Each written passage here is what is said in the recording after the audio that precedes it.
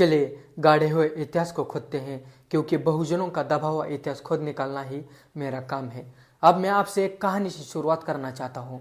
ओडिशा के कटक जिले में एक छोटा सा इलाका है। महानदी के पास वहाँ के लोग पीढ़ियों से मछली पकड़ते आ रहे हैं। रोज की तरह जाल डालना, रोज की तरह मछली निकालना कोई असामान्य बात नहीं, लेकिन स्थानीय लोगों के मुताबिक करीब एक दशक पहले एक दिन जाल कुछ ज्यादा ही भारी लगा। जब मछुआरों ने उसे खींचा तो मछली नहीं, एक पत्थर की आकृति बाहर आई। शुरू में किसी ने ध्यान नहीं दिया, लेकिन जब कीचड़ हटाया गया तो लोगों को समझ आया कि ये कोई आम पत्थर नहीं है। यह ध्यान मुद्रा में बैठी भगवान बुद्ध की प्रतिमा थी। अब यहाँ एक जरूरी सवाल उठता है, क्या यह कहानी सिर्फ लोक कथा है या फिर इसके पीछे कोई ठोस ऐतिहासिक आधार है? इसी सवाल के जवाब में हमें ऐसे ही कई उदाहरण मिलते हैं जो इस तरह की घटनाओं को आइसोलेटेड नहीं बल्कि एक पैटर्न साबित करते हैं। पश्चिम बंगाल के बांकुड़ा और बीरभूम जिले में दामोदर नदी के किनारे रहने वाले लोग भी ऐसी ही कहानियां सुनाते हैं। वहां के बुजुर्ग बताते हैं कि कुछ साल पहले नदी की पानी का स्तर अचानक कम हुआ था। उसी दौरान किनारे पर ईंटों की कतारें और पत्थर के टुकड़े दिखाई देने लगे। बाद में इनमें से कुछ को स्थानीय संग्रहालय में रखा गया। इनमें बौद्ध शिल्पकला के संकेत साफ दिखते हैं, जैसे ध्यान मुद्रा, सरल वस्त्र और शांत चेहरा। अब यह समझना जरूरी है कि गौतम बुद्ध के समय और उसके बाद बौद्ध विहार अक्सर नदियों के पास बनाए जाते थे। इसका कारण सिर्फ धार्मिक नहीं बल्कि व्यवहारिक था। नदियां उस समय के राजमार्ग थी। व्यापारी, यात्री और भिक्षु सब इन्हीं रास्तों से चलते थे। इसलिए अगर आज किसी नदी के भीतर या किनारे बौद्ध मूर्ति मिलती है तो ये अपने आप में कोई असामान्य बात नहीं है। अब मैं आपको बिहार की तरफ ले चलता हूँ।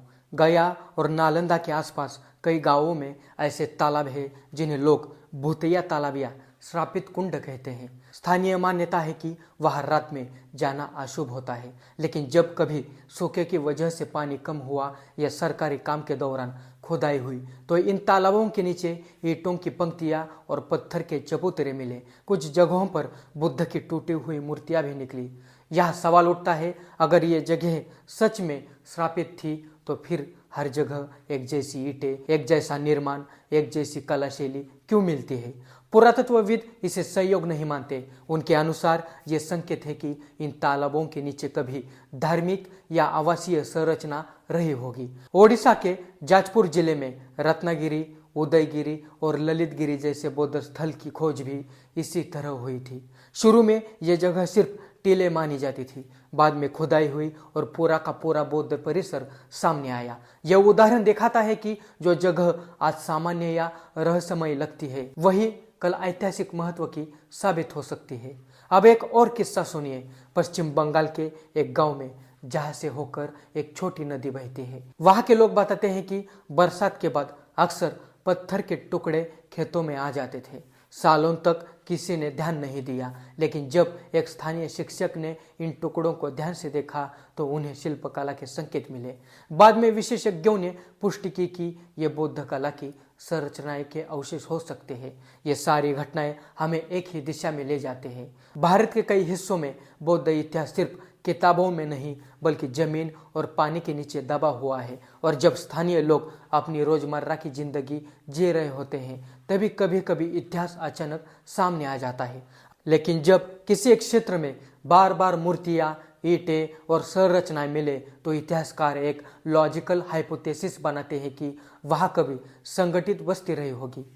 यही वैज्ञानिक तरीका है और यही जिम्मेदार इतिहास लेखन भी। इन खोजों का महत्व सिर्फ धार्मिक भावना तक सीमित नहीं है, यह हमें बताता है कि भारत का सामाजिक इतिहास कितना बहुस्तरीय रहा है। बौद्ध धर्म का प्रभाव सिर्फ कुछ चुनिंदा जगहों तक सीमित नहीं था, बल्कि वो गांव-गांव तक फैला हुआ था। अब सोचिए, अगर एक मछुआरे के जाल हमें इतिहास से जोड़ सकता है तो क्या हम अपने आसपास के ऐसे संकेतों को नजरअंदाज कर सकते हैं? हर श्रापित तालाब के पीछे कोई भूली हुई कहानी छिपी हो सकती है, और अगर हाँ तो क्या हमारा कर्तव्य नहीं बनता कि हम डर या अंधविश्वास की जगह सवाल और शोध को प्राथमिकता दें? अब मैं आपसे ये सवाल छोड़ना चाहता हूँ, अगर आपके गांव या आसपास कोई ऐसी जगह है जिसे लोग रहस्यमयी या अशुभ मानते हैं, तो क्या आपने कभी सोचा है कि उसके पीछे कोई ऐतिहासिक कारण भी हो सकता है? अपनी राय और अपने अनुभव कमेंट में लिखें, क्योंकि इतिहास सिर्फ किताबों में नहीं, लोगों की कहानियों में भी जिंदा रहता है। वीडियो को यहाँ तक देखा है तो लाइक और सब्सक्राइब करके ज़रूर ही जाना। अगर आपको मेरा काम पसंद आता हो तो ज्वाइन और थैंक्स फीचर्स के जरिए आप मेरे काम को सपोर्ट कर सकते हो। ये मेरा इंस्टाग्राम आईडी है, ज़रूर फॉलो करें। चलो मिलते अगले वीडियो में। नमो बुद्धाय, जय भीम, जय भारत।